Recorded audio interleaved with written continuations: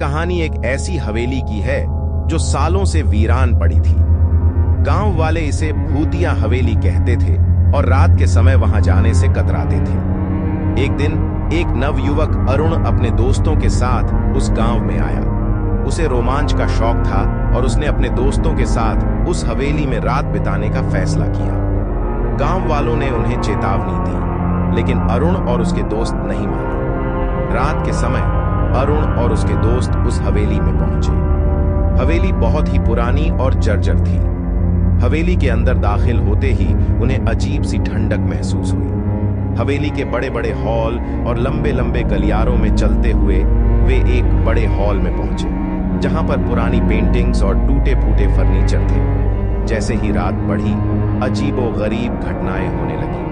दीवारों पर लगी तस्वीरों के चेहरे बदलने लगे, फर्नीचर खुद ब खुद हिलने लगे और हवेली के अंदर अजीब सी आवाजें गूंजने लगी। अरुण और उसके दोस्त डर के मारे सहम गए। तभी उन्हें एक बूढ़ी औरत की परछाई दिखाई दी, जो धीरे धीरे उनकी ओर बढ़ रही थी।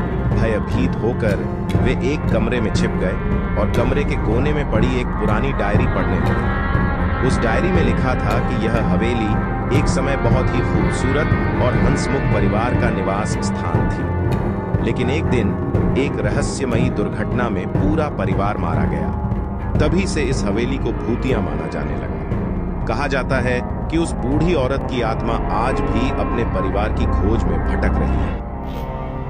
हेलो गाइस, अगर आप मेरे दोस्त बनना चाहते हैं तो इस चैनल को सब्सक्राइब करें। अगर नहीं बनना चाहते तो भी सब्सक्राइब करें, ताकि हमारी आने वाली सबसे अच्छी कहानी पहले आपको ही मिले। तब तक के लिए बाय बाय।